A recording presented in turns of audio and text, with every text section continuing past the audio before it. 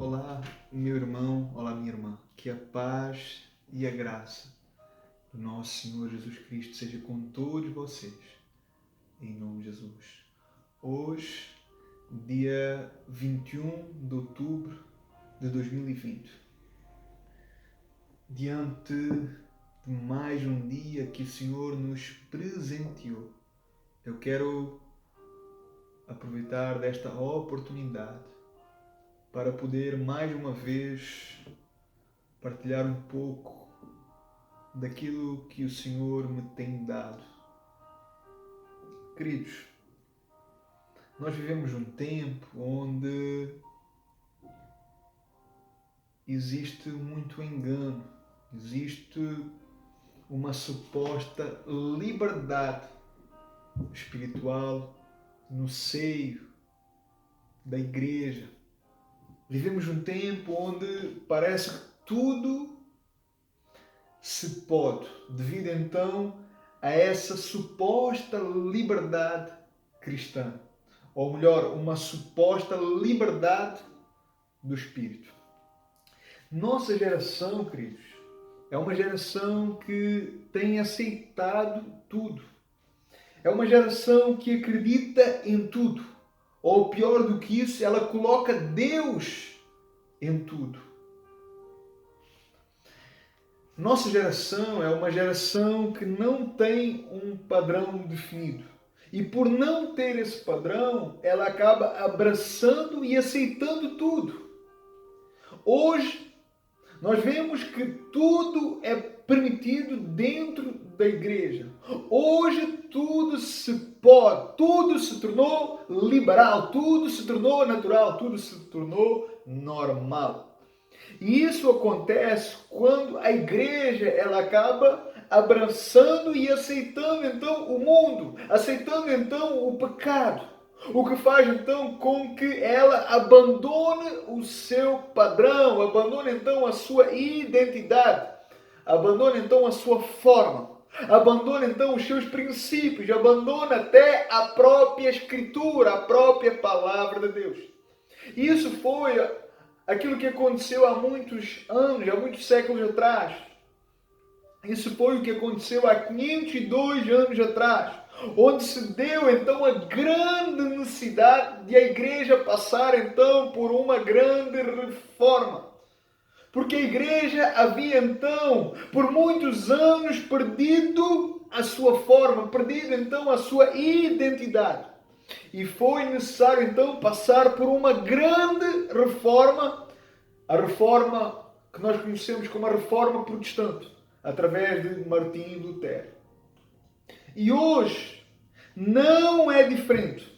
A igreja ela precisa novamente de uma reforma, porque ela abandonou a sua forma, porque ela perdeu a sua forma, porque ela perdeu a sua identidade.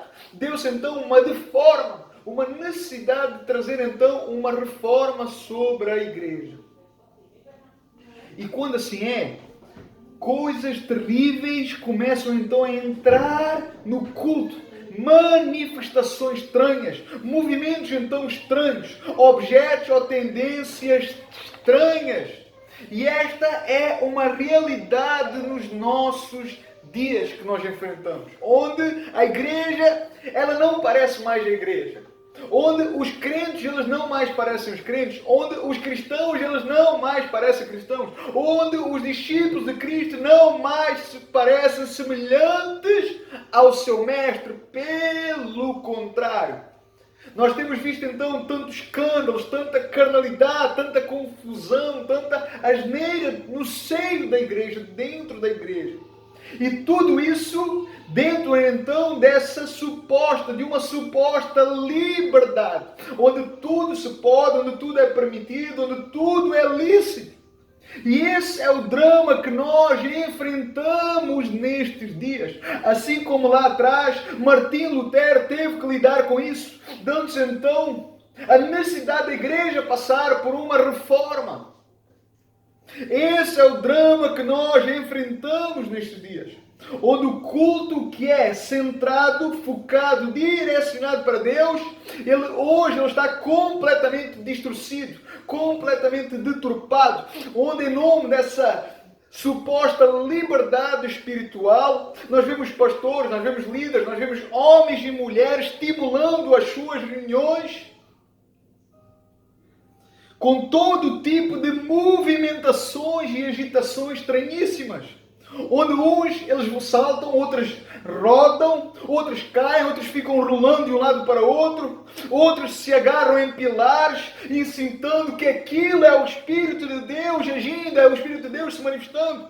Nós temos visto então homens e mulheres imitando animais, e as pessoas, elas ainda aplaudem, elas ainda se alegram, elas ainda ficam emocionadas, elas ainda se arrepiam. Elas acreditam então verdadeiramente que é Deus, que é a presença de Deus, que é o Espírito de Deus. E sendo que aquilo não tem nada de Deus, não tem nenhuma manifestação de Deus, pelo contrário. Então, que culto é esse? Que reunião é essa? Que Deus é esse? Que aceita então tal loucura? Meu Deus! Meu Deus! Nós estamos cegos. Nós estamos tão ignorantes quanto aquilo que de fato é um culto centrado em Deus. Aquilo que de fato é um culto bíblico. Você conhece o modelo de culto? Você conhece o modelo de culto? De como deve ser o culto? Você conhece o procedimento do culto? O seu desenvolvimento? Porque se nós soubéssemos, jamais nós deixaríamos nos deixar levar por tais coisas, por tais manifestações, por tais ações, quanto engano, quanta mentira, quanta cegueira espiritual. O culto bíblico, ele funciona assim, ele é simples. Ele consiste então na leitura da palavra, ele consiste na oração, ele consiste em cânticos espirituais, ele consiste na pregação da palavra ou na exposição da palavra, ele consiste nas ofertas e não tem muito mais do que isso, meu irmão e minha irmã. Esse é o culto bíblico, esse é o culto correto. Só que o problema é quando isso se torna insuficiente, quando isso acaba não sendo suficiente. E com isso traz então a dança, o balé, as coreografias, os teatros, e daí vem muito mais do que nós temos visto e ouvido. Sendo que nada disso corresponde com a palavra de Deus. Nada disso Deus prescreveu ou exigiu como elementos para o culto. Deus exige que nós o adoremos, meu irmão e irmã. Mas não é como nós queremos, não é como nós achamos, não é do nosso jeito, não é conforme nós queremos ou pensamos, ou porque fica mais bonito no culto, na reunião, ou porque dá um ar mais piedoso, ou porque dá um ar mais espiritual, ou porque é uma forma atrativa de angariar pessoas, de persuadir pessoas. Não, não, não! Nada disso é assim. Isso não funciona diante de Deus. Deus não aceita que nós inventemos como o adorar, porque isso Ele já estabeleceu como fazer, a maneira correta de o fazer, como Ele quer, como Deus exige. Deus quer de facto que nós o adoremos, mas da forma correta, mas da forma bíblica, porque é isso que Deus exige. O que torna um culto aceitável a Deus não é somente sinceridade no meu coração, mas sim quando o culto é oferecido a Deus conforme os seus princípios que Ele revelou pela sua palavra. Então você e eu não podemos adorar Deus como nós queremos, como nós achamos, como nós pensamos. Quem somos nós para inventar cultos? Quem somos nós para inventarmos formas de cultuar a Deus? Igrejas nenhumas são chamadas para o fazer. Nenhum homem e mulher é chamado para o fazer, para inventar cultos, para inventar formas de cultuar a Deus. A Bíblia tem a forma, a Bíblia tem um modelo. Cabe a cada um de nós estudarmos a Bíblia, cabe a cada um de nós estudar as Escrituras Sagradas e olhar para o modelo, ver qual o modelo, nos questionar, procurando na Bíblia qual o modelo bíblico. Questionar então qual o modelo que Deus designou para nós o cultuarmos, que Deus designou para nós o cultuarmos. De que maneira então Deus quer ser adorado? Veja, em nome de Jesus, que por mais bem intencionado que você e eu sejamos, nós podemos ainda assim estar errados. Estar então fazendo da maneira errada, pecando contra Deus, indo contra a própria palavra de Deus, mesmo sendo que mesmo que haja sinceridade em nosso coração. Você vai ver no Antigo Testamento que os israelitas do Reino do Norte, das 10 tribos de Israel, por mais bem intencionados que eles estavam, Deus rejeitou a sua adoração, porque eles estavam indo contra a própria palavra de Deus, porque eles estavam indo contra a maneira que Deus revelou para ser adorado, para ser cultuado. Então veja, hoje, em nome do Espírito Santo, tantos têm inventado formas de cultuar a Deus, usando então essa suposta liberdade, usando então aquele texto famoso, onde está o Espírito do Senhor, aí há liberdade. Claro que assim é fácil, tirando então o texto completamente fora do seu contexto, porque não é isso que Paulo está ensinando, não é isso que Paulo está falando. Ele está se referindo então ali à liberdade para nós lermos todo o Antigo Testamento sem o véu e entender quem é Jesus Cristo. Essa passagem nada tem a ver com o culto. Onde está o Espírito Santo? Aí a liberdade. Quanta engano, quanta mentira, quanta asneira. Nós precisamos entender, queridos, em nome de Jesus, que Deus zela pelo seu culto. E nós não somente devemos querer cultuar a Deus, como também fazê-lo como Deus quer, como Ele exige, como Ele determina. E isso não quer dizer que tudo aquilo que eu fizer de maneira sincera, como devoção e fervor, não sejam importantes. Pelo contrário, porém, nós devemos fazer sim o culto na forma igual àquilo que Deus deseja e em espírito de acordo com essas disposições que vão agradar a Deus. A sinceridade do coração, o zelo, o quebrantamento, a reverência, o fervor, como o apóstolo Paulo disse. Ele disse: sejais fervorosos no espírito, servindo a Deus, cantando com ânimo, ouvindo a palavra, então, com atenção, com o coração aberto, com o coração quebrantado. Então você vai entender que tudo isso será então uma combinação de atitude espiritual apropriada. E uma forma que a Bíblia nos diz de como fazê-lo. Lembre-se, em nome de Jesus, que Deus leva muito a sério a maneira como nós cultuamos. Eu finalizo deixando um exemplo de um povo que zelava pelo culto, os puritanos.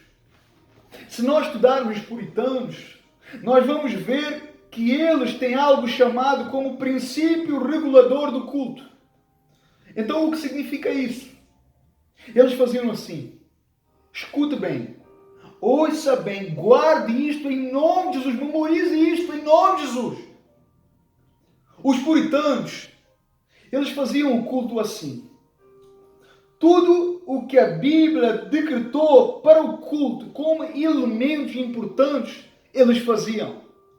E tudo o que a Bíblia não decretou para o culto, eles não faziam. Simples assim. Eles só faziam então aquilo que Deus decretou na ordem do culto. O resto eles não faziam. Basicamente, o que é então o culto puritano? É a pregação das Escrituras, é o louvor e adoração, é a oração, é o batismo e a Santa Ceia quando oportunos. Então, isto é o culto. O culto ele deve ser teocêntrico. afirmando então que Deus está e que Deus é o centro de tudo, que Ele é o centro de tudo, por onde tudo se converge.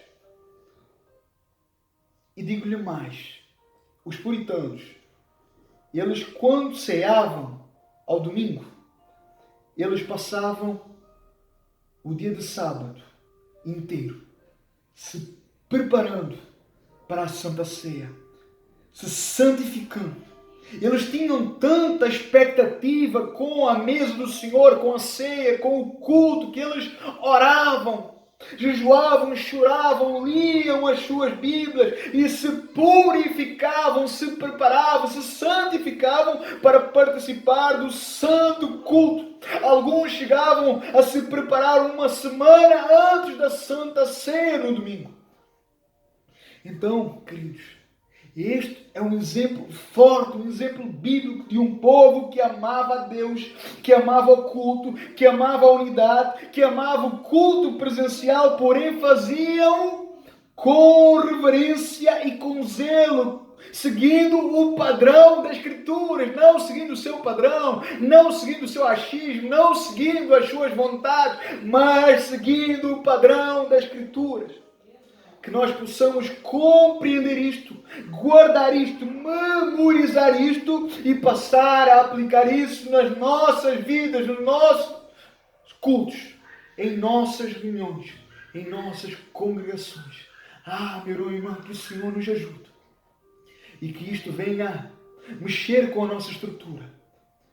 Que o Senhor nos dê graça, em nome de Jesus, para que possamos entender e compreender estas verdades e passar a aplicar nas nossas vidas, passar a aplicar em nossos cultos, em nossas reuniões.